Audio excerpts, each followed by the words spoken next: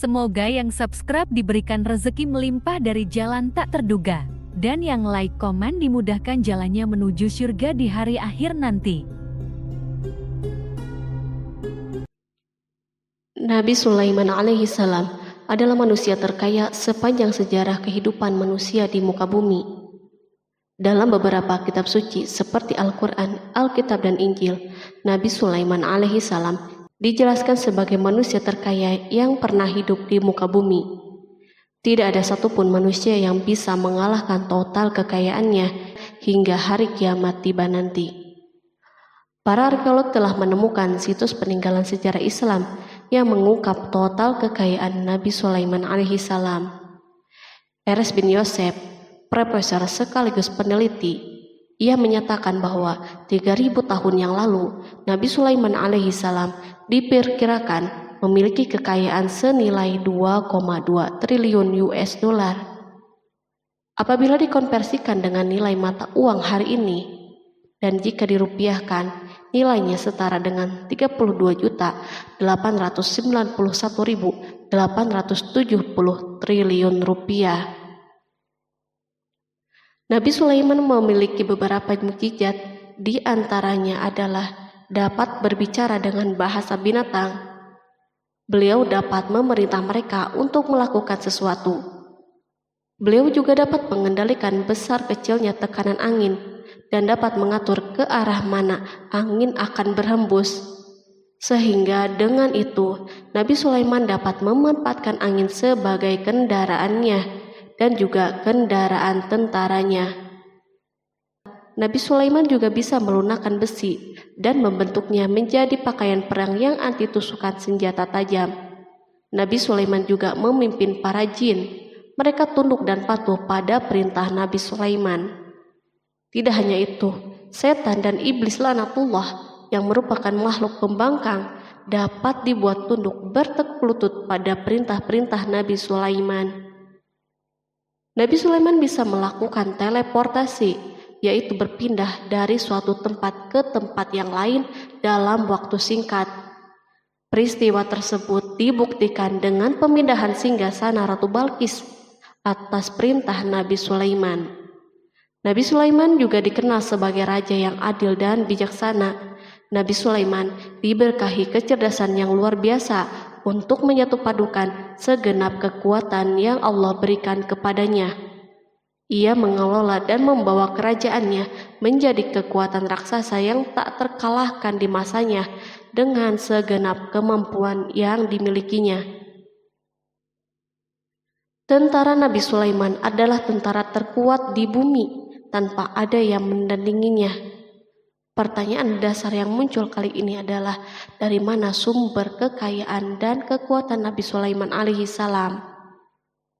Sebelum saya melanjutkan, mohon bantu channel ini untuk terus berkembang dengan cara subscribe dan nyalakan tanda loncengnya. Berikan komentar yang positif dan berikan like serta share video ini. Semoga semua itu menjadi nilai amal jariah karena telah membantu mensiarkan kisah-kisah Islam pada masyarakat Islam dan dunia. Bismillahirrahmanirrahim. Sungguh kami benar-benar telah menganugerahkan ilmu kepada Daud dan Sulaiman. Keduanya berkata, segala puji bagi Allah yang melebihkan kami dari kebanyakan hamba-hambanya yang mukmin. Sulaiman telah mewarisi Daud dan dia berkata, wahai manusia, kami telah diajari untuk memahami bahasa burung dan kami dianugerahi segala sesuatu. Sesungguhnya semua ini benar-benar karunia yang nyata. Quran Surat An-Naml ayat 15-16. Nabi Sulaiman mewarisi Nabi Daud dalam sisi kenabian dan kekuasaan, bukan mewarisi harta, karena para nabi tidak mewariskan harta. Sepeninggalan mereka, harta para nabi menjadi sedekah bagi orang-orang yang ada di sekitar mereka, yaitu orang-orang fakir dan orang-orang yang membutuhkan.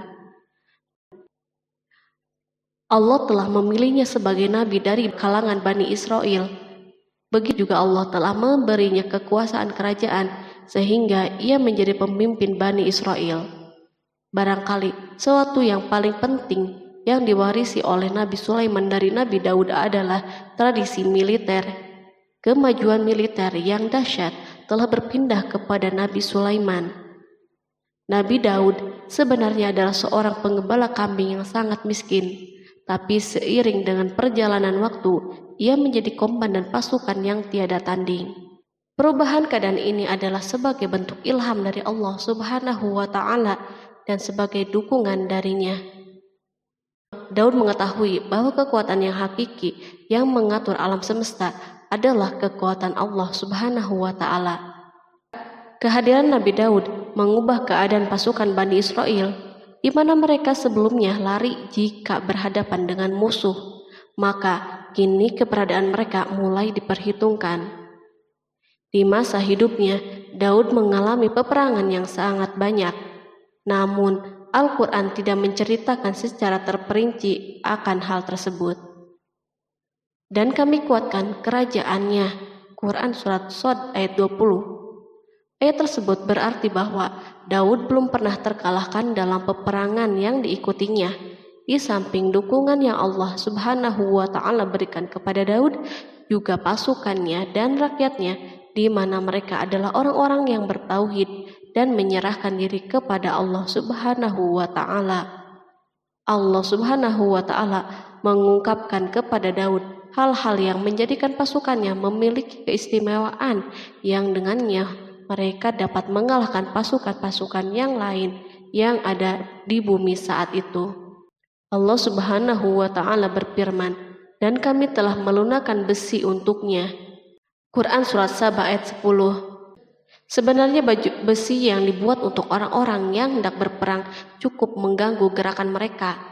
Kita bisa membayangkan ketika ada dua orang yang berperang, yang satunya dapat bergerak dengan bebas, sementara yang lain tidak leluasa bergerak. Namun dengan kekuasaan Allah, Nabi Daud dapat melunakkan besi dan dapat membuat darinya baju besi yang ringan. Ini adalah kemajuan penting yang Allah berikan kepada Daud dan tentaranya. Kemajuan ini kini dimiliki oleh Nabi Sulaiman. Demikianlah Sulaiman memiliki pasukan yang dahsyat yang melebihi pasukan manapun di bumi saat itu. Bahkan Allah Subhanahu wa Ta'ala menambah karunia-Nya kepada Nabi Sulaiman. Dan Sulaiman telah mewarisi Daud dan dia berkata, "Hai manusia, kami telah diberi pengertian tentang suara burung dan kami diberi segala sesuatu. Sesungguhnya ini benar-benar suatu karunia yang nyata." Quran Surat An-Naml ayat 16. Pada suatu hari, Nabi Sulaiman menengadahkan tangannya dan berdoa kepada Allah Subhanahu wa Ta'ala. Antara hati Nabi dan Allah tidak ada penghalang, tidak ada jarak, tidak ada sekatan waktu, dan tak ada seorang pun dari para nabi yang berdoa kepada Allah kecuali doanya pasti terkabul. Kejernihan hati ketika mencapai puncak tertentu, maka ia akan menggapai apa saja yang diinginkan di jalan Allah Subhanahu wa Ta'ala. Dalam doanya Nabi Sulaiman berkata, "Ya Tuhanku, ampunilah aku dan anugerahkanlah kepadaku kerajaan yang tidak dimiliki oleh seorang pun sesudahku." Quran Surat Shad ayat 35. Sulaiman menginginkan dari Allah Subhanahu wa Ta'ala suatu kerajaan yang belum pernah diperoleh oleh siapapun setelahnya. Allah Subhanahu wa Ta'ala mengabulkan doa hambanya Nabi Sulaiman dan memberinya kerajaan tersebut. Barangkali orang-orang yang hidup di saat ini bertanya-tanya, mengapa Sulaiman meminta kerajaan ini yang belum pernah dimiliki oleh seorang pun setelahnya.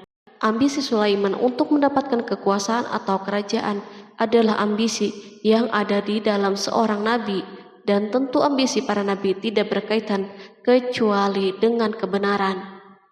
Ambisi tersebut adalah bertujuan untuk memudahkan penyebaran dakwah di muka bumi. Nabi Sulaiman sama sekali tidak cinta kepada kekuasaan ataupun ingin menunjukkan kesombongan. Namun beliau ingin mendapatkan kekuasaan untuk memerangi kelaliman yang menyebar di muka bumi. Perhatikanlah kata-kata Nabi Sulaiman kepada Balqis ketika beliau berdialog dengannya. Dan ketika Balqis datang, ditanyakanlah kepadanya, "Serupa inikah singgasanamu?" Dia menjawab, "Seakan-akan singgasana ini singgasanaku, kami telah diberi pengetahuan sebelumnya dan kami adalah orang-orang yang berserah diri. Quran Surat An-Naml ayat 42. Demikianlah kata-kata Sulaiman yang bijaksana, kata-kata yang membenarkan permintaannya untuk memiliki kekuasaan dan kekuatan. Sulaiman telah mengerahkan semua kemuliaan dan kekuasaannya dalam rangka menegakkan agama Allah Subhanahu wa Ta'ala dan menyebarkan Islam. Nabi Sulaiman mewarisi kekuasaan, kenabian, hikmah ilmu dari Daud. Orang-orang menyebut Sulaiman Al-Hakim atau Sulaiman yang bijaksana. Kebijaksanaan Nabi Sulaiman tidak terbatas pada keadilannya di tengah-tengah manusia dan kasih sayangnya kepada mereka. Namun kebijaksanaan Sulaiman juga berlaku di kalangan burung dan binatang-binatang lainnya. Nabi Daud juga mengenal bahasa burung, tetapi Sulaiman dapat berbicara dengan bahasa burung. Bahkan ia dapat menjadikannya sebagai pembantunya. Ketika Nabi Daud bertasbih, maka gunung-gunung dan burung-burung serta binatang buas pun ikut bertasbih bersamanya. Bahkan angin pun berhenti untuk mendengar tasbih ini. Sedangkan Nabi Sulaiman, Allah Subhanahu wa Ta'ala memberinya karunia lebih dari itu, di mana binatang-binatang buas tunduk padanya, begitu juga angin dan burung. Allah Subhanahu wa Ta'ala berfirman, dan sesungguhnya kami telah memberi ilmu kepada Daud dan Sulaiman, dan keduanya mengucapkan, segala puji bagi Allah yang melebihkan kami dari kebanyakan hamba-hambanya yang beriman. Dan dia berkata, hai manusia, kami telah diberi pengertian tentang suara burung, dan kami diberi segala sesuatu. Sesungguhnya semua ini benar-benar karunia yang nyata. Quran Surat An-Naml ayat 15-16. Nabi Sulaiman mampu mendengar bisikan semut yang berbicara dengan sesama mereka. Bahkan ia mampu memerintahkan semut tersebut sehingga semut itu taat kepada perintahnya. Pasukan Nabi Sulaiman memiliki kekuatan yang sangat dahsyat di dunia. Belum pernah ada di dunia suatu pasukan yang memiliki kekuatan seperti ini. Kekuatan Nabi Sulaiman berasal dari beberapa kombinasi yang sangat mengagumkan, sehingga karenanya ia tidak dapat tertandingi. Kekuatan itu terdiri dari manusia, jin, dan burung. Kita mengetahui bahwa jin adalah makhluk Allah Subhanahu wa Ta'ala dan manusia tidak mampu untuk melihatnya atau menghadirkannya atau meminta pertolongannya. Sedangkan Sulaiman telah diberi Allah Subhanahu wa Ta'ala kemampuan untuk menundukkan jin. Bahkan ia mampu menjadikan mereka sebagai pekerja-pekerja kasar di kerajaannya saat itu, saat tidak ada peperangan. Ketika ada pasukan lain yang mencoba melawan pasukan ini, maka mustahil mereka akan merasakan kemenangan. Bahkan pasukan Sulaiman juga diperkuat oleh pasukan burung. Burung di pasukan Sulaiman memerankan tugas yang sangat penting, yaitu sebagai badan intelijen. Kita mengetahui bahwa peranan informasi saat peperangan sangatlah penting. Dari informasi tersebut, pasukan dapat mengetahui keadaan musuhnya. Demikianlah peranan burung pada pasukan Sulaiman. Ia terbang di tengah-tengah musuh, kemudian ia kembali kepada Sulaiman untuk menyampaikan berita tentang keadaan musuhnya. Di samping jin dan burung, Allah Subhanahu wa Ta'ala juga menundukkan angin untuk Sulaiman. Nabi Sulaiman dapat memerintahkan angin dan ia mampu menaiki angin bersama tentaranya. Pasukan Sulaiman juga terdiri dari pasukan udara pada saat di mana tak seorang pun memimpikan untuk terbang di udara. Barangkali mukjizat ini yang Allah Subhanahu wa Ta'ala berikan kepada Sulaiman menjadi sebab kejayaan militernya sehingga pasukannya tidak tertandingi. Allah Subhanahu wa Ta'ala berfirman, dan dihimpunkan kepada Sulaiman tentaranya dari jin, manusia, dan burung, lalu mereka diatur dengan tertib dalam barisan. Quran Surat An-Naml ayat 17. Kemudian kami tundukkan kepada angin yang berhembus dengan baik menurut kemana saja yang dikehendakinya.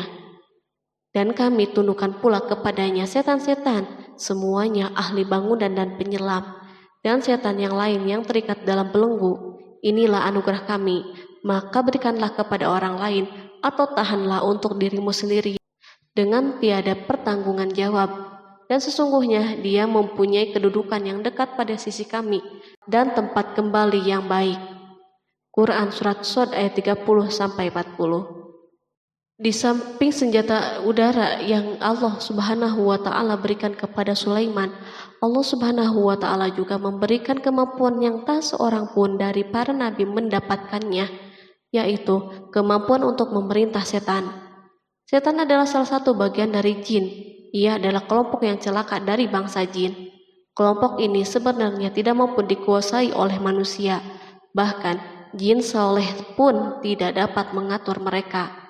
Adapun Sulaiman, Allah Subhanahu wa Ta'ala memberinya kekuasaan untuk menundukkan setan dan mempekerjakannya, bahkan mengikatnya dengan rantai serta menghukumnya jika menentang perintahnya. Setan membangun untuk Sulaiman istana dan patung-patung dan alat-alat perang. Bahkan setan-setan itu menyelam di dasar lautan untuk mengeluarkan permata dan yakut untuk Sulaiman. Jika ada di antara setan yang menentang perintahnya, maka Nabi Sulaiman mengikatnya dengan rantai. Ini semua menunjukkan kekayaan Sulaiman dan kekuasaannya, di mana ia mampu mengatur banyak makhluk di dunia. Tentu kemampuan itu atas izin Allah sebagai mukjizat darinya. Allah Subhanahu wa Ta'ala berfirman, dan sebagian dari jin ada yang bekerja di hadapannya di bawah kekuasaannya dengan izin Tuhannya, dan siapa yang menyimpang di antara mereka dari perintah kami, maka kami rasakan kepadanya azab neraka yang apinya menyala-nyala. Para jin itu membuat untuk Sulaiman apa yang dikehendakinya dari gedung-gedung yang tinggi, patung-patung, dan piring-piring yang besarnya seperti kolam dan periuk yang tetap berada di atas tungku. Quran Surat Saba ayat 12. Nabi Sulaiman yang bijaksana adalah penguasa yang tak tertandingi di muka bumi. Meskipun memperoleh nikmat yang khusus dan agung ini yang Allah Subhanahu wa Ta'ala berikan kepada Nabi Sulaiman, beliau tetap menunjukkan sebagai manusia yang paling banyak berzikir kepadanya dan manusia yang paling banyak bersyukur di zamannya. Allah Subhanahu wa Ta'ala berfirman tentang Sulaiman, Sulaiman sebaik-baik hamba, sesungguhnya dia amat taat kepada Tuhannya. Quran Surat Shad ayat 30. Nabi Sulaiman selalu mendirikan sholat, puasa, tasbih, dan mengungkapkan rasa cinta yang dalam. Hamba yang kembali adalah hamba yang menuju Allah Subhanahu wa Ta'ala. Waktu sholat bagi Sulaiman adalah waktu yang sangat penting, sehingga ketika datang waktu itu, maka beliau tidak bisa disibukkan dengan hal yang lain. Sulaiman mengetahui penyakit kuda dan ia mampu berbicara dengan bahasa kuda. Bahkan kuda itu pun mentaati perintah Nabi Sulaiman. Allah Subhanahu wa Ta'ala juga memberikan kenikmatan lain atas Sulaiman. Allah Subhanahu wa Ta'ala berfirman, dan kami alirkan cairan tembaga baginya. Quran Surat Saba ayat 12. Al-Kihtir adalah tembaga yang dicairkan. Sebagaimana Allah Subhanahu wa Ta'ala memberikan nikmat atas ayahnya Daud di mana ia mampu melunakkan besi, dan Allah Subhanahu wa Ta'ala mengajarinya bagaimana cara mencairkannya, maka Sulaiman pun memanfaatkan tembaga yang cair untuk peperangan dan di saat perdamaian. Pada saat peperangan, beliau mencampur tembaga dengan besi dan membuat darinya perunggu. Mereka menggunakan senjata-senjata perunggu dalam peperangan seperti pedang, baju besi, dan pisau. Senjata-senjata ini adalah senjata yang paling kuat di saat itu. Sedangkan di saat perdamaian, tembaga digunakan untuk membuat bangunan, patung, dan sebagainya. Meskipun Nabi Sulaiman mendapatkan nikmat yang besar dan karunia yang khusus, Allah Subhanahu wa Ta'ala mengujinya dengan suatu ujian yang akan selalu datang pada seorang hamba. Ketika hamba itu mendapatkan kedudukan yang besar, maka ujiannya pun menjadi besar. Allah Subhanahu wa Ta'ala menguji Sulaiman dengan penyakit. Allah Subhanahu wa Ta'ala berfirman, dan sesungguhnya kami telah menguji Sulaiman dan kami jadikan dia tergeletak di atas kursinya sebagai tubuh yang lemah karena sakit. Kemudian ia bertaubat. Ia berkata, Ya Tuhanku, ampunilah aku, anugerahkanlah kerajaan yang tidak dimiliki oleh seorang pun sesudahku. Sesungguhnya Engkaulah yang Maha Pemberi. Kemudian kami tundukkan kepadanya angin yang berhembus dengan baik menurut kemana saja yang ia kehendaki. Dan kami tundukkan pula kepadanya setan-setan, semuanya ahli bangunan dan penyelam. Quran Surat Shod ayat 34-37. Sulaiman diuji dengan penyakit yang sangat keras, di mana Toran saat itu tidak mampu mengatasinya. Sakitnya Sulaiman sangat keras, sehingga para dokter dari kalangan manusia dan jin tidak mampu menghilangkan penyakitnya. Lalu burung-burung menghadirkan rumput-rumput yang dianggapnya sebagai obat, tetapi Sulaiman pun belum juga sembuh. Semakin hari penyakit Sulaiman semakin menjadi-jadi, sehingga ketika Sulaiman duduk di atas kursi, ia duduk bagaikan tubuh tanpa roh, seakan-akan ia mati karena saking kerasnya penyakit yang dideritanya. Sakit yang diderita Sulaiman terus berlanjut untuk beberapa saat. Namun Sulaiman tidak henti-hentinya berzikir kepada Allah Subhanahu wa Ta'ala dan meminta kesembuhan kepadanya, serta beristighfar kepadanya, serta mengungkapkan rasa cintanya kepada Allah Subhanahu wa Ta'ala. Selesailah ujian Allah Subhanahu wa Ta'ala terhadap hambanya Sulaiman. Beliau pun sembuh. Kini Sulaiman merasakan kembali kesehatannya setelah mengetahui segala kejayaannya dan segala kekuasaannya serta segala kebesarannya tidak lagi mampu menghilangkan penyakit yang dideritanya, kecuali jika Allah Subhanahu wa Ta'ala menghendakinya. Dan sesungguhnya kami telah menguji Sulaiman dan kami jadikan dia tergeletak di atas kursinya sebagai tubuh yang lemah karena sakit. Quran Surat Shod ayat 34. Kata jasad dalam bahasa Arab diungkapkan atas sesuatu yang kehilangan kehidupan atau kesehatan. Nabi Sulaiman telah membangun masjid atau tempat beribadah sehingga manusia menyembah Allah Subhanahu wa Ta'ala di dalamnya. Rumah ini menunjukkan keunggulan seni arsitektur dan seni pahat. Orang-orang yang membangun rumah ini berjumlah puluhan ribu orang. Tentu setiap kelompok dari mereka memiliki pekerjaan masing-masing. Di antara mereka ada yang mencairkan tambang, ada yang menjadi tukang pahat, ada yang membelah batu, ada yang memotong-motong kayu, ada yang mendatangkan rumput-rumput dari Libanon, dan ada yang melelehkan emas dan menjadikannya lempengan-lempengan yang mengkilat untuk menutupi kayu dan menutupi dinding. Bahkan golongan jin membantu pembangunan rumah tersebut, tentu dengan perintah dan bimbingan Nabi Sulaiman. Mereka membuat patung-patung yang besar dan membuat bejana yang besar untuk tempat makanan para tentara dan pekerja, yaitu bejana seperti gunung karena saking beratnya dan besarnya. Mereka juga membuat tempat-tempat minum yang besarnya seperti kolam. Sulaiman mengawasi para pekerjanya dan juga mengurusi masyarakatnya, di mana beliau mengenali problem mereka dan berusaha memecahkannya. Beliau juga mengawasi pasukannya dari kalangan binatang dan burung. Beliau mengetahui apakah ada satu dari mereka yang tidak hadir, kemana ia pergi, serta mengapa ia pergi. Nabi Sulaiman bukan hanya mengetahui problem tentaranya dari kalangan manusia dan tentaranya dari kalangan burung, namun ia juga menunjukkan kasih sayangnya terhadap semut, di mana beliau mendengar bisikannya dan tidak suka untuk menginjaknya. Pada suatu hari, ia berjalan di depan tentaranya dan tiba-tiba ia mendengar suara semut yang berkata kepada teman-temannya dari kalangan semut. Hingga apabila mereka sampai di lembah semut, berkatalah seekor semut, "Masuklah ke dalam sarang-sarangmu agar kamu tidak terinjak oleh Sulaiman dan tentaranya." Sedangkan mereka tidak menyadari. Maka dia tersenyum karena mendengar perkataan semut itu, dan ia berdoa, "Ya Tuhanku, berilah aku ilham untuk tetap mensyukuri nikmat-Mu yang telah Engkau anugerahkan kepadaku dan kepada kedua orang ibu dan bapakku, dan untuk mengerjakan amal soleh yang Engkau ridhoi, dan masukkanlah aku dengan rahmat-Mu ke dalam golongan hamba-hamba-Mu yang soleh." Quran Surat An-Naml ayat 18-19. Sulaiman mendengarkan pembicaraan semut itu, lalu beliau tersenyum karena mendengar pembicaraannya. Apa yang dibayangkan oleh semut kecil itu?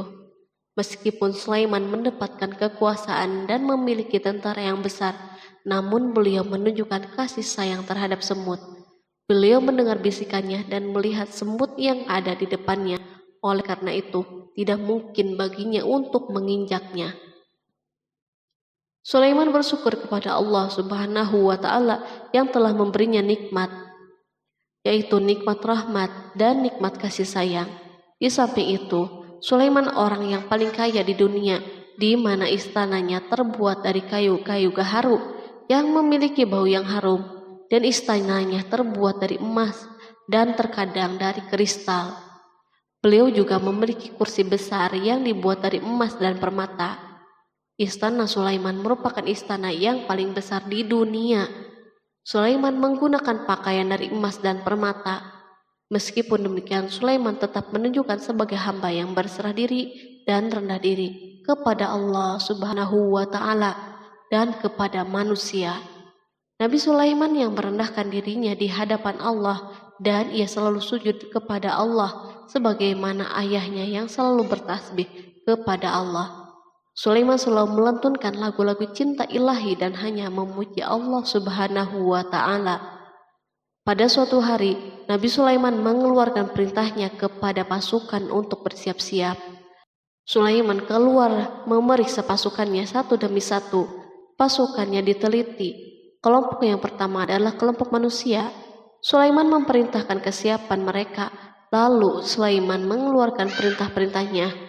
Kemudian Sulaiman memerintah kelompok jin dan menyampaikan perintah-perintahnya. Beliau memenjarakan jin yang tampak bermalas-malasan saat bekerja. Lalu ia memeriksa binatang dan berkata pada mereka, apakah mereka sudah makan dengan baik dan tidur dengan nyenyak? Apakah ada yang mengadu kepadanya, misal karena penyediaan makanan yang tidak layak? Apakah di sana ada yang sakit dan sebagainya? Ketika Sulaiman merasa puas dengan semuanya, Sulaiman memasuki tenda tempat berkumpulnya burung. Belum lama, Sulaiman memasuki tenda tersebut dan mengamati keadaan di sekitarnya, sehingga ia mengetahui burung yang tidak hadir yaitu hudhud. Dan dia memeriksa burung-burung lalu berkata, mengapa aku lihat hudhud? Quran Surat An-Naml ayat 20. Burung-burung yang lain tampak terdiam sebagai tanda penghormatan dan akan mendengarkan apa yang akan dikatakan pemimpin mereka Sulaiman.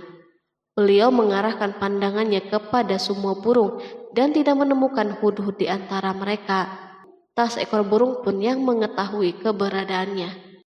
Sulaiman mulai menampakkan kemarahannya. Apakah dia termasuk yang tidak hadir? Quran Surat An-Naml ayat 20. Tiba-tiba seekor burung kecil memberanikan diri untuk berkata kepada Sulaiman, wahai Nabi yang mulia, seharusnya hudhud ada bersamaku kemarin untuk melaksanakan tugas penyelidikan. Ia adalah pemimpin misi itu, namun hudhud belum datang. Oleh karena itu, aku tidak pergi bersamanya. Burung itu tampak gemetar ketakutan. Sulaiman mengetahui bahwa hudhud tidak hadir dan tak seorang pun mengetahui kepergiannya.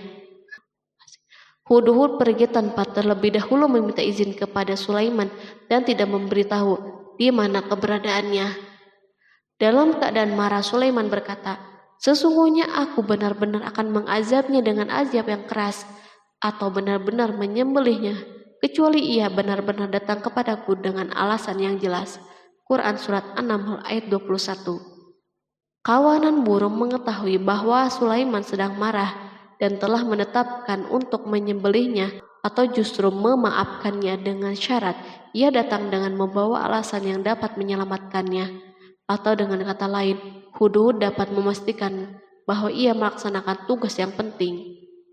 Sulaiman menunjukkan kemarahan yang besar sehingga siapapun akan merasa takut ketika melihat Sulaiman marah. Meskipun beliau terkenal dengan kasih sayangnya, namun kemarahannya karena membela kebenaran. Kemudian beliau dapat melaksanakan ancamannya dengan cara yang mudah. Seekor burung tampak gemetar ketakutan melihat kemarahan Sulaiman. Lalu beliau mengeluarkan tangannya ke burung itu dan memegang-megang kepalanya, sehingga burung itu pun merasa tenang dan rasa takutnya hilang. Sulaiman pergi dari tenda burung itu dan menuju istananya. Sulaiman masih memikirkan keadaan hudhud. Seharusnya hudhud menjadi bagian penting dari badan intelijen. Apakah ia pergi untuk menyingkap sesuatu, atau apakah ia pergi hanya untuk bermain-main? Sulaiman telah memperhatikan dan mengetahui bahwa Hudhud adalah seekor burung yang cerdik dan juga fasih berbicara. Terkadang Sulaiman mendapati Hudhud sedang bermain-main dan menunda pekerjaannya. Sulaiman melihatnya dan Hudhud memahami bahwa ini tidak benar, sebab ia tidak boleh mencampur adukan antara waktu serius dan waktu bermain. Akhirnya, tidak lama setelah kepergiannya, Hudhud tiba di tenda burung. Burung-burung yang lain berkata kepadanya, "Pergilah engkau ke tempat tuan kita Sulaiman. Jika ia mengetahui bahwa engkau telah sampai, maka jiwamu benar-benar terancam." Hudhud terbang dan menemui Sulaiman. Pada waktu itu, Sulaiman sedang berdiri dan telah menetapkan untuk memulai pembicaraan dengan. Pada waktu itu, beliau sedang duduk sambil makan. Hudhud berdiri dan telah menetapkan untuk memulai pembicaraan dengan Sulaiman sebelum beliau bertanya kepadanya kemana ia pergi. Ini sebagai bukti bahwa ia melaksanakan tugas penting. Lalu ia berkata, "Aku telah mengetahui sesuatu yang kamu belum mengetahuinya, dan kubawa kepadamu dari negeri Saba suatu berita penting yang diyakini." Quran Surat An-Naml ayat 22. Aku adalah Hudhud yang miskin, tapi aku mengetahui apa yang tidak engkau ketahui. Dan aku telah datang kepadamu dari kerajaan Saba dengan membawa berita yang sangat penting. Sulaiman tampak terdiam dan menunggu Hudhud menyelesaikan pembicaraannya. Hudhud mengemukakan perkataan yang sering disampaikan Sulaiman kepada manusia dan burung. Sesungguhnya aku menjumpai seorang wanita yang memerintah mereka, dan dia dianugerahi segala sesuatu, serta mempunyai singgasana yang besar. Aku mendapati dia dan kaumnya menyembah matahari selain Allah, dan setan telah menjadikan mereka memandang indah perbuatan mereka, lalu menghalangi mereka dari jalan Allah, sehingga mereka tidak dapat petunjuk, agar mereka tidak menyembah Allah yang mengeluarkan apa yang terpendam di langit dan di bumi, dan yang mengetahui apa yang kamu sembunyikan dan apa yang kamu nyatakan. Allah tidak Tuhan yang berhak disembah kecuali Dia, Tuhan yang mempunyai arsy yang besar. Quran Surat An-Naml ayat 23-26. Hudhud diam sejenak dan Sulaiman merasa bahwa Hudhud menunjukkan kefasihan lisannya dan berbicara dengan baik kepadanya. Hudhud mengemukakan perkataan yang sering disampaikan Sulaiman kepada manusia dan burung. Jelas sekali bahwa Hudhud mengulangi perkataan pemimpin kita Sulaiman sebagai usaha yang terakhir untuk memperoleh kasih sayang Sulaiman dan agar beliau puas dengan penjelasannya itu. Sulaiman berkata sambil menunjukkan senyum manis di wajahnya, "Akan kami lihat apakah kamu benar ataukah kamu termasuk orang-orang yang berdusta." Quran Surat An-Naml ayat 27. Hudhud ingin mengatakan, "Aku tidak bohong, wahai Nabi yang mulia." Namun, diamnya Sulaiman membuatnya takut, sehingga ia pun terdiam. Sulaiman terdiam karena berpikir, lalu memutuskan sesuatu. Setelah itu, beliau mengangkat kepalanya dan meminta secari kertas dan pena. Sulaiman segera menulis surat singkat dan menyerahkannya kepada Hudhud serta memerintahkannya, "Pergilah dengan membawa suratku ini, lalu jatuhkanlah kepada mereka. Kemudian berpalinglah dari mereka, lalu perhatikanlah apa yang mereka bicarakan." Quran Surat An-Naml ayat 28. Al-Quran langsung menyebut keadaan kerajaan Balqis yang saat itu sedang membaca surat tersebut di depan para pembesar kerajaannya dan para menterinya. Berkata ia Balqis, "Hai pembesar-pembesar, sesungguhnya telah dijatuhkan kepadaku sebuah surat yang mulia. Sesungguhnya surat itu dari Sulaiman, dan sesungguhnya isinya dengan menyebut nama Allah yang Maha Pengasih lagi Maha Penyayang, bahwa janganlah kalian berlaku sombong terhadapku, dan datanglah kepadaku sebagai orang-orang yang berserah diri." Quran Surat An-Naml ayat 29-31. Dalam surat Sulaiman itu disebutkan, hendaklah mereka menyerahkan diri dan tunduk kepada perintahnya. Sulaiman memerintahkan agar mereka meninggalkan penyembahan terhadap matahari. Sulaiman tidak mempersoalkan akidah mereka dan tidak memuaskan mereka dengan apapun. Sulaiman hanya memerintahkan bahwa ia berada di atas kebenaran. Bukankah ia didukung kekuatan yang berlandaskan keyakinan yang dimilikinya? Sulaiman hanya memerintahkan mereka agar tunduk dan patuh kepadanya. Ratu Saba menyampaikan surat tersebut di tengah-tengah kaumnya. Berkata dia, Balkis, "Hai putra para pembesar, berilah aku pertimbangan dalam urusanku ini. Aku tidak pernah memutuskan sesuatu persoalan sebelum kamu berada di majelisku." Quran Surat An-Naml ayat 32. Sementara itu, reaksi para pembesar istana adalah menentang surat tersebut. Isi surat itu membangkitkan kecongkakan kaum Saba, di mana mereka merasa lebih kuat. Mereka mengetahui bahwa di sana ada orang yang mencoba menantang mereka dan mengisyaratkan peperangan kepada mereka. Lalu ia meminta kepada mereka untuk memenuhi syarat-syaratnya sebelum terjadinya peperangan dan kekalahan. Mereka menjawab, "Kita adalah orang-orang yang memiliki kekuatan dan juga memiliki keberanian yang sangat dalam peperangan, dan keputusan berada di tanganmu. Maka pertimbangkanlah apa yang akan kamu perintahkan." Quran Surat An-Naml ayat 33. Para pembesar kaumnya ingin berkata, "Kita siap untuk melaksanakan peperangan." Tampaknya ratu memiliki kebijakan yang lebih baik daripada pembesar kaumnya. Surat Sulaiman itu membuatnya berpikir lebih jernih dan hati-hati. Ia berusaha sebisa mungkin menghindari peperangan. Ratu itu berpikir dalam tempo yang lama. Nama Sulaiman tidak diketahuinya, dan ia pun belum pernah mendengarnya. Oleh karena itu, ratu tidak mengetahui kekuatannya. Boleh jadi Sulaiman memiliki kekuatan yang dahsyat sehingga mampu memerangi kekuasaannya dan mengalahkannya. Kemudian ratu memperhatikan apa yang ada di sekelilingnya. Ia melihat kemajuan masyarakatnya dan kejayaannya. Barangkali ia mengira bahwa Sulaiman iri terhadap kemajuan dan kekayaan ini, sehingga Sulaiman ingin menyerangnya. Setelah mempertimbangkan isi surat Sulaiman dengan cermat, Ratu Saba memilih untuk tidak bersikap ceroboh. Ratu itu lebih suka untuk menggunakan bahasa-bahasa kelembutan. Ia mengirim kepada Sulaiman suatu hadiah yang besar. Ratu mengira bahwa Sulaiman seorang yang ambisius, yang boleh jadi ia telah mendengar tentang kekayaan kerajaannya. Para utusan pergi dengan membawa hadiah dari Ratu Saba. Ratu berharap agar mereka dapat memasuki kerajaan Sulaiman dan akan mengetahui kondisi kerajaannya. Saat mereka pulang, Ratu ingin mendengar secara langsung dari mereka tentang keadaan kaum Sulaiman dan pasukannya. Setelah mendapatkan informasi yang cukup, maka Ratu dapat membuat suatu keputusan yang tepat. Ratu menyembunyikan apa yang terlintas dalam dirinya, lalu ia berbicara kepada pembesar istananya bahwa ia dapat menyingkap niat jahat Raja Sulaiman melalui cara mengirimkan hadiah kepadanya. Ratu lebih memilih cara tersebut dan menunggu reaksi Sulaiman. Ratu berhasil memuaskan para pembesar istananya dan untuk sementara menghilangkan ide untuk berperang. Karena para raja jika menyerang suatu desa, maka pemimpin desa tersebut adalah orang yang paling banyak mendapatkan kehinaan dan cercaan. Akhirnya para pembesar kaumnya merasa puas dengan pikirannya itu. Allah Subhanahu wa Ta'ala berfirman, Dia berkata, "Sesungguhnya raja-raja apabila memasuki suatu negeri, niscaya mereka membinasakannya dan menjadikan penduduknya yang mulia menjadi hina, dan demikian pula lah yang akan mereka perbuat. Dan sesungguhnya aku akan mengirim utusan kepada mereka dengan membawa hadiah, dan aku akan menunggu apa yang akan dibawa kembali oleh utusan-utusan itu." Quran Surat An-Naml ayat 34-35. Kemudian sampailah hadiah Ratu Balkis kepada Nabi Sulaiman.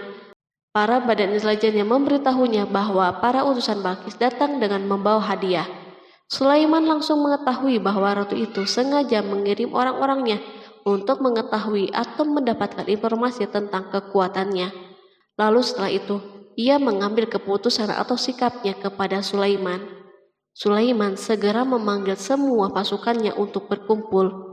Utusan Balkis segera memasuki istana Sulaiman yang dipenuhi dengan pasukan besar yang bersenjata.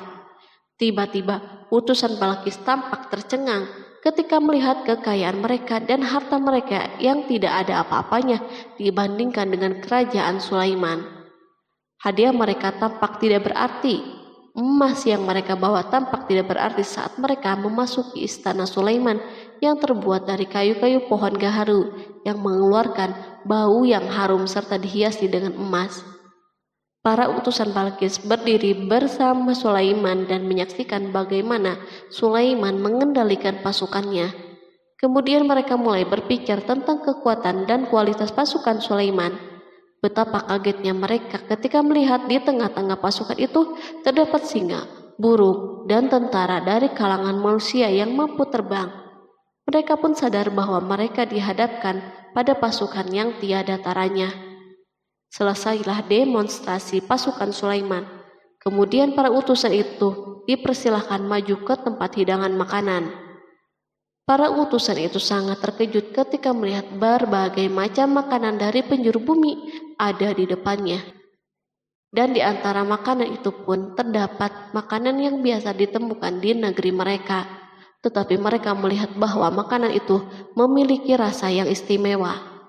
Selain itu, piring-piring yang ada di depan mereka dan dijadikan tempat makanan terbuat dari emas dan mereka dilayani oleh laki-laki yang berhias dengan emas. Ratu mereka pun tidak mengenakan hiasan itu. Di meja makan terdapat burung, ikan laut, dan berbagai macam daging yang mereka tidak mampu lagi membedakannya. Sulaiman tidak makan bersama mereka, tetapi beliau makan dengan menggunakan piring yang terbuat dari kayu. Beliau memakan roti yang kering yang dicampur dengan minyak. Inilah makanan yang dipilihnya. Sulaiman makan bersama mereka dalam keadaan diam. Mereka merasa bahwa kehadiran Sulaiman menciptakan suatu kewibawaan yang luar biasa. Selesailah jamuan makanan itu. Lalu dengan sangat malu mereka menyerahkan hadiah Ratu Balkis kepada Sulaiman. Hadiah itu berupa emas, yang bagi mereka hadiah itu sangat bernilai. Tetapi di sini hadiah ini tampak kecil di hadapan kekayaan yang sangat mengagumkan. Sulaiman memperhatikan hadiah ratu itu dan berkata, maka tatkala utusan itu sampai kepada Sulaiman, Sulaiman berkata, apakah patut kamu menolong aku dengan harta? Maka apa yang diberikan Allah kepadaku lebih baik daripada apa yang diberikannya kepadamu. Tetapi kamu merasa bangga dengan hadiahmu. Quran Surat An-Naml ayat 36. Raja Sulaiman menyingkap dengan kata-katanya yang singkat itu penolakannya terhadap hadiah mereka. Ia memberitahu utusan itu bahwa ia tidak menerima hadiah tersebut. Ia tidak merasa puas dengan hadiah itu. Yang membuatnya puas hanya, janganlah kalian berlaku sombong terhadapku dan datanglah kepadaku sebagai orang-orang yang berserah diri. Lalu Sulaiman kembali berkata dengan pelan, kembalilah kepada mereka. Sesungguhnya kami akan mendatangi mereka dengan bala tentara yang mereka tidak kuasa melawannya. Dan pasti kami akan mengusir mereka dari negeri itu Saba dengan terhina dan mereka menjadi tawanan-tawanan yang hina. Quran Surat An-Naml ayat 37. Sulaiman meninggalkan para utusan ratu itu setelah terlebih dahulu mengancam mereka. Para utusan itu mengharap agar Sulaiman mau menunggu kunjungan dari Ratu Balkis yang akan membawa misi perdamaian. Akhirnya sampailah para utusan Balkis ke negeri Saba. Mereka segera menuju istana ratu. Mereka memberitahu bahwa negeri mereka ada di ujung tanduk. Mereka menceritakan kepada ratu kekuatan Sulaiman dan tidak mungkin bagi mereka mampu melawannya. Mereka meyakinkan Balkis bahwa ia harus mengunjunginya dan melihat sendiri. Kemudian ratu menyiapkan dirinya untuk pergi menuju kerajaan Sulaiman. Sulaiman duduk di kursi kerajaan di tengah-tengah para pembesarnya dan para menterinya, serta para komandan pasukan. Sulaiman mengetahui bahwa Balkis menuju tempatnya. Balkis dikelilingi rasa takut. Sulaiman berpikir sejenak tentang bagaimana matahari disembah. Ia memikirkan bagaimana informasi yang diterima badan intelijennya tentang kemajuan kerajaan Balkis dalam bidang kesenian dan ilmu pengetahuan. Sulaiman bertanya kepada dirinya sendiri, apakah kemajuan menjadi penghalang untuk mengetahui kebenaran? Apakah ratu itu gembira dengan kekuatan yang dicapainya? Dan ia membayangkan bahwa kekuatan adalah segalanya. Dengan kemajuan yang dimilikinya, Sulaiman ingin membuat kejutan agar ratu mengetahui bahwa Islam yang diyakini oleh Sulaiman adalah satu-satunya yang mampu mendatangkan kemajuan dan kekuatan yang hakiki. sehingga ia dapat membandingkan antara keyakinannya dalam menyembah matahari beserta kemajuan yang dicapainya dan keyakinan Sulaiman juga beserta kemajuan yang diraihnya. Para intelijen Sulaiman telah memberitahunya bahwa hal yang sangat disegani dan dikagumi oleh kaum Balkis adalah singgasana Ratu Balkis. Singgasana itu terbuat dari emas dan batu mulia. Singgasana tersebut dijaga oleh para penjaga yang sangat disiplin, di mana mereka tidak pernah lalai sedikit pun. Oleh karena itu, sangat tepat bila Sulaiman menghadirkan singgasananya di sini, di kerajaannya, sehingga ketika ratu tiba, maka ia dapat duduk di atasnya. Sulaiman ingin membuat kejutan kepadanya dan menunjukkan bahwa kemampuannya tersebut yang berlandaskan pada keislamannya. Sulaiman melakukan yang demikian itu dengan harapan agar si ratu tunduk kepadanya. Ide ini terlintas dalam diri Sulaiman, lalu ia mengangkat kepalanya dan menoleh kepada anak buahnya. Berkatalah Sulaiman, "Hai para pembesar, siapakah di antara kamu sekalian yang sanggup membawa singgasananya kepadaku sebelum mereka datang kepadaku sebagai orang-orang yang berserah diri?" Quran Surat An-Naml ayat 38. Perhatikanlah ungkapan pikiran Nabi Sulaiman tersebut. Semua pemikirannya berkisar tentang keislaman para penyembah matahari, tentang bagaimana beliau dapat memberikan petunjuk kepada mereka di jalan Allah. Yang pertama menjawab pertanyaan Sulaiman itu adalah Ifrit dari kalangan jin, yang Allah Subhanahu wa Ta'ala telah menundukkan mereka kepada Sulaiman. Berkatalah Ifrit yang cerdik dari golongan jin, "Aku akan datang kepadamu dengan membawa singgasana itu sebelum kamu berdiri dari tempat dudukmu. Sesungguhnya aku benar-benar kuat untuk membawanya lagi dapat dipercaya." Quran Surat An-Naml ayat 39. Sulaiman berdiri dari tempat duduknya setelah 1 atau 2 jam. Namun jin itu berjanji kepadanya untuk menghadirkan singgasana Balkis sebelum itu.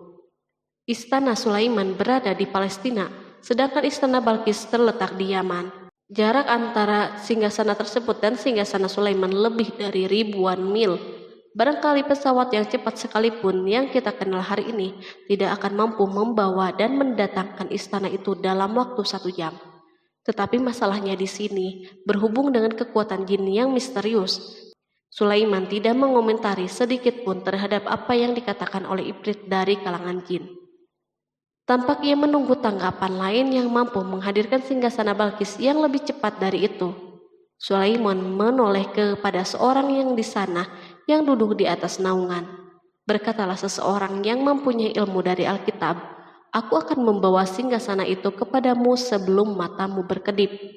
Maka tatkala Sulaiman melihat singgasana itu terletak di hadapannya, ia pun berkata, "Ini termasuk karunia Tuhanku untuk menguji aku, apakah aku bersyukur atau mengingkari akan nikmatnya. Dan barang siapa yang bersyukur, maka sesungguhnya dia bersyukur untuk kebaikan dirinya sendiri. Dan barang siapa yang ingkar, maka sesungguhnya Tuhanku maha kaya lagi maha mulia." Quran Surat An-Naml ayat 40. Belum lama, seorang yang mempunyai ilmu dari Alkitab menyatakan kalimatnya, sehingga singgasana itu berada di depan Sulaiman. Ia mampu menghadirkan singgasana itu lebih cepat dari kedipan mata, ketika mata itu tertutup dan terbuka. Al-Quranul Karim tidak menyikap kepribadian seorang yang menghadirkan singgasana itu. Al-Quran hanya menggarisbawahi bahwa orang itu mempunyai ilmu dari Alkitab. Al-Quran tidak menjelaskan kepada kita apakah ia seorang malaikat ataukah manusia ataukah jin. Perhatikanlah tindakan Sulaiman setelah adanya mukjizat ini. Beliau tidak merasa kagum terhadap kemampuannya yang luar biasa. Beliau tidak tercengang dengan kekuatannya. Beliau mengembalikan keutamaan tersebut kepada penguasa para penguasa, Allah Subhanahu wa Ta'ala, dan bersyukur kepadanya yang telah mengujinya dengan kekuasaan ini, agar ia dapat membuktikan apakah ia bersyukur atau mengingkari. Setelah Sulaiman bersyukur kepada penciptanya, ia mulai memperhatikan singgasana ratu.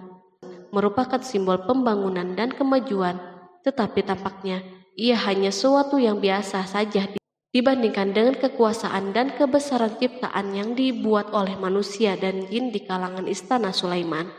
Sulaiman memikirkan dalam tempo yang lama singgasana Balkis. Kemudian beliau memerintahkan agar singgasana itu diperbaiki, sehingga saat Balkis datang, Sulaiman dapat mengujinya apakah Balkis dapat mengenalinya ataukah tidak.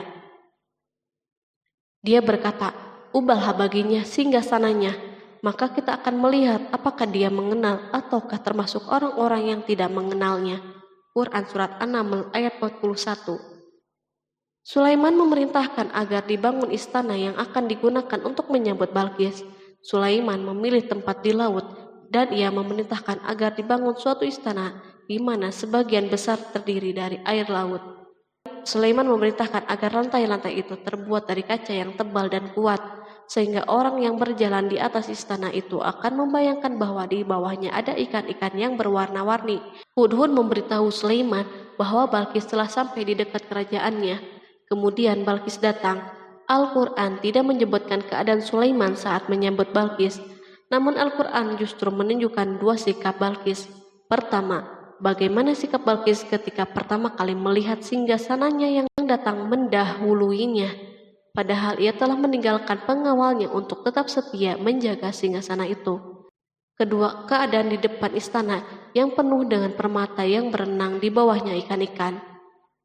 Dan ketika Balkis datang, ditanyakanlah kepadanya, "Serupa inikah singgasanamu?" Dia menjawab, "Seakan-akan singgasana ini singgasanaku. Kami telah diberi pengetahuan sebelumnya dan kami adalah orang-orang yang berserah diri." Quran Surat An-Naml ayat 42. Ayat tersebut menggambarkan kondisi dialog antara Sulaiman dan Balkis. Balkis melihat singgasananya dan ia tercengang saat mengetahui bahwa itu adalah singgasananya. Namun ia kemudian mulai ragu karena melihat tidak sepenuhnya itu singgasananya. Jika itu benar-benar singgasananya, lalu bagaimana ia datang mendahuluinya? Dan bila bukan singgasananya, maka bagaimana Sulaiman dapat meniru sepersis dan seteliti ini? Sulaiman berkata saat melihat Balkis mengamati singgasananya, "Apakah ini singgasanamu?" Setelah mengalami kebingungan sesaat, Balkis menjawab, "Sepertinya benar." Sulaiman berkata, "Kami telah diberi ilmu sebelumnya dan kami sebagai orang-orang yang muslim." Melalui pernyataan itu, Sulaiman ingin mengisyaratkan kepada Balkis agar ia membandingkan antara keyakinannya beserta ilmu yang dicapainya dan keyakinan Sulaiman yang muslim beserta pengetahuan yang diraihnya. Penyembahan terhadap matahari dan pencapaian ilmu yang dicapai oleh Balkis tampak tidak ada apa-apanya dibandingkan dengan ilmu Sulaiman dan keislamannya. Sulaiman telah mendahulinya dalam bidang ilmu karena keislamannya. Karena itu sangat mudah baginya untuk mengungguli Balkis dalam ilmu-ilmu yang lain. Demikianlah yang diisyaratkan pernyataan Sulaiman kepada Balkis. Ratu Saba itu mengetahui bahwa ini adalah singgasananya, di mana singgasana itu datang lebih dahulu daripada dirinya. Beberapa bagian darinya telah diubah saat Balkis masih berjalan menuju tempat Sulaiman. Ia berpikir kemampuan apa yang dimiliki oleh Nabi Sulaiman. Balkis tercengang melihat apa yang disaksikannya yang merupakan buah dari keimanan Sulaiman dan hubungannya dengan Allah Subhanahu wa Ta'ala. Sebagaimana Balkis tercengang ketika melihat kemajuan dalam bidang pembangunan seni dan ilmu, maka ia lebih kagum lagi saat melihat hubungan yang kuat antara keislaman Sulaiman dan ilmu serta kemajuannya. Dan apa yang disembahnya selama ini selain Allah mencegahnya untuk melahirkan keislamannya, karena sesungguhnya dia terdahulu termasuk orang-orang yang kafir.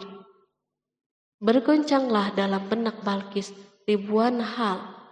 Ia melihat keyakinan kaumnya runtuh di hadapan Sulaiman. Ia menyadari matahari yang disembahnya merupakan ciptaan Allah Subhanahu wa Ta'ala, di mana dia menggerakkannya untuk hamba-hambanya. Lalu terbitlah matahari kebenaran pada dirinya. Hatinya diterangi oleh cahaya baru yang tidak akan tenggelam seperti tenggelamnya matahari. Masa keislamannya hanya menunggu waktu. Balkis memilih waktu yang tepat untuk mengumumkan keislamannya. Allah Subhanahu wa Ta'ala berfirman, dikatakan kepadanya, "Masuklah ke dalam istana." Maka tatkala dia melihat lantai istana itu, dikiranya kolam air yang besar dan disikapnya kedua betisnya. Berkatalah Sulaiman, Sesungguhnya ia adalah istana yang licin yang terbuat dari kaca. Berkatalah Balqis, "Ya Tuhanku, sesungguhnya aku telah berbuat zalim terhadap diriku, dan aku berserah diri bersama Sulaiman kepada Allah, Tuhan semesta alam." Quran Surat 6 ayat 44.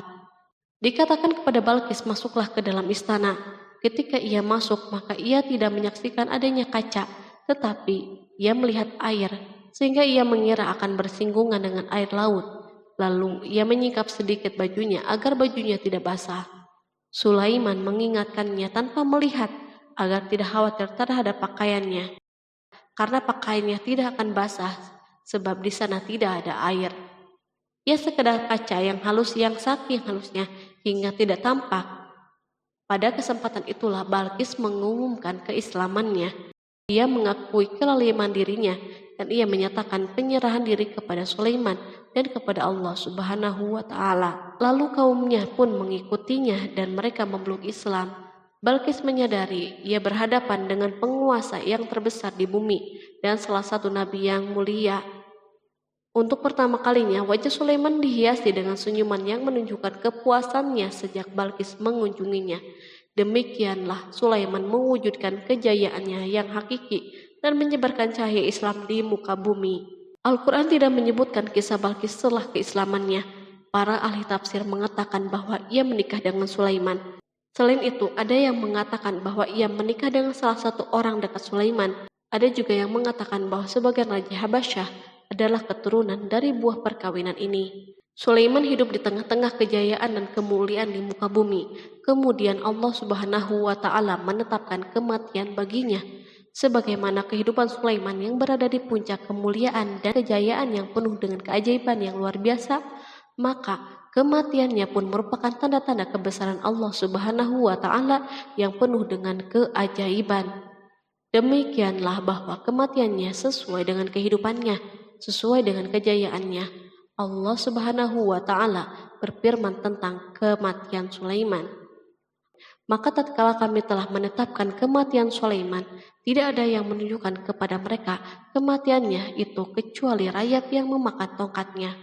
Maka tatkala ia telah tersungkur, tahulah jin bahwa kalau sekiranya mereka mengetahui yang gaib, tentulah mereka tidak akan tetap dalam siksa yang menghinakan. Quran Surat Saba ayat 14. Kemampuan Nabi Sulaiman untuk menundukkan jin dan mempekerjakan mereka serta hubungan mereka dengannya, semua ini menimbulkan fitnah di tengah-tengah manusia dalam hal tertentu. Dan kematian Sulaiman merupakan batasan atau jawaban terhadap fitnah ini. Kami tidak mengetahui siapa yang mengklaim bahwa jin mengetahui hal yang gaib. Kami tidak mengetahui siapa yang bertanggung jawab terhadap tersebarnya isu yang keliru ini. Yang kita ketahui adalah bahwa hal tersebut tersebar dan mempengaruhi sebagian manusia dan jin. Barangkali manusia berkata kepada diri mereka, selama jin melakukan perbuatan yang luar biasa ini, maka apa gerangan yang menjadikan mereka tidak mengetahui hal-hal yang gaib itu? Manusia lupa bahwa kunci kegaiban berada di tangan Allah Subhanahu wa Ta'ala. Masalah ilmu gaib tidak akan mampu dikuasai oleh jin, manusia, ataupun para nabi dan semua makhluk. Hanya Dia yang mengetahuinya. Allah Subhanahu wa Ta'ala merencanakan bahwa kematian Sulaiman pun bertujuan untuk menghancurkan pemikiran ini, yaitu pemikiran bahwa jin mengetahui hal yang gaib. Jin bekerja untuk Nabi Sulaiman selama beliau hidup, dan tatkala beliau meninggal, maka tugas mereka menjadi bebas. Nabi Sulaiman meninggal tanpa diketahui oleh jin, sehingga mereka tetap bekerja untuknya. Mereka tetap kepada Sulaiman. Seandainya mereka mengetahui hal yang gaib, niscaya mereka tidak akan meneruskan pekerjaan mereka. Pada suatu hari Sulaiman memasuki mihrabnya untuk itikaf, ibadah dan sholat.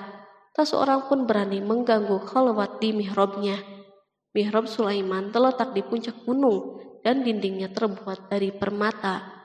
Pada suatu hari, Sulaiman duduk bersandar pada tongkatnya dan ia tampak tenggelam dalam tafakur. Beliau berzikir kepada Allah hingga rasa kantuk menguasainya. Lalu setelah itu malaikat maut menemuinya di mihrabnya. Sulaiman pun meninggal. Beliau bersandar kepada tongkatnya. Jin melihatnya dan mengira bahwa beliau sedang sholat. sehingga mereka pun tetap melanjutkan pekerjaannya. Berlalulah hari yang panjang, kemudian datanglah rayap, yaitu semut kecil yang memakan kayu. Hewan itu pun mulai memakan tongkat Sulaiman. Rayap-rayap itu tampak lapar. Sebagian dari tongkat Sulaiman dimakan beberapa hari oleh rayap itu. Ketika yang dimakannya semakin bertambah, maka tongkat itu pun menjadi rusak dan jatuh dari tangan Sulaiman. Tubuh mulia itu kehilangan keseimbangan dan terhempas di bumi. Tatkala tubuh suci itu tersungkur, maka manusia segera menuju ke sana. Mereka menyadari dan mengetahui bahwa Nabi Sulaiman telah meninggal dalam waktu yang sangat lama. Jin menyadari bahwa mereka tidak mengetahui hal-hal yang gaib, dan manusia pun mengetahui hakikat ini. Seandainya jin mengetahui hal yang gaib, niscaya tidak akan meneruskan siksa yang hina. Mereka tidak akan bekerja. Demikianlah Nabi Sulaiman meninggal dalam keadaan duduk dan sholat di mihrabnya. Lalu berita itu tersebar bagaikan api di bumi. Manusia, burung dan binatang buas mengantarkan jenazah Nabi Sulaiman. Sekawanan burung tampak sedih dan menangis. Semua makhluk bersedih. Akhirnya, tak seorang pun mengetahui bahasa burung di bumi. Meninggallah seorang yang memahami pembicaraan burung. Burung-burung itu berkata, "Betapa beratnya kehidupan di tengah-tengah orang yang tidak mengetahui pembicaraan kita." Terdapat sejumlah versi perihal riwayat tentang kisah wafat Nabi Sulaiman alaihi salam. Salah satunya hadis yang diriwayatkan oleh Al-Hafiz Ibnu Asakir dalam tafsir Ibnu Katsir. Hadis ini disebut mendekati kebenaran kisah wafatnya Nabi Sulaiman. Seperti yang dikutip dari buku Kisah Para Nabi oleh Imam Ibnu Katsir. Menurutnya, Nabi Sulaiman alaihissalam meninggal dalam keadaan berdiri. Berdirinya beliau ini adalah sedang melakukan sholat dan bersandar pada tongkatnya. Diketahui Nabi Sulaiman dikenal terbiasa menyendiri di dalam Masjid Baitul Maqdis. Durasinya bahkan dalam kurun waktu yang tidak biasa, yakni bisa hingga 1 atau 2 bulan, hingga 1 atau 2 tahun. Untuk sajian makanan dan minumannya selalu dibawakan oleh para setan yang masih tergabung dalam salah satu jenis jin. Hingga suatu ketika mereka membawakan makanan dan minuman seperti biasa, namun tidak mengetahui bahwa Nabi Sulaiman telah wafat. Pada hari wafatnya, Nabi Sulaiman mendatangi sebuah pohon yang tumbuh di Baitul Maqdis. Atas izin Allah, Nabi Sulaiman pun berbincang dengan pohon tersebut dan menanyakan nama serta fungsi dari dirinya. Pohon ini bernama Kharubah. Nabi Sulaiman pun bertanya padanya, "Apakah kegunaanmu?" Pohon Kharubah ini pun menjawab, "Aku tumbuh untuk meruntuhkan masjid ini." Lalu Nabi Sulaiman pun berkata, "Allah tidak mungkin meruntuhkan masjid ini selama aku masih hidup. Itu artinya kamu tumbuh untuk mengabarkan kematianku." Lalu Nabi Sulaiman pun mencabut pohon tersebut dan menanamnya di dinding miliknya. Setelah itu, Nabi Sulaiman masuk ke dalam mihrab dan melakukan sholat dengan bersandar pada tongkatnya.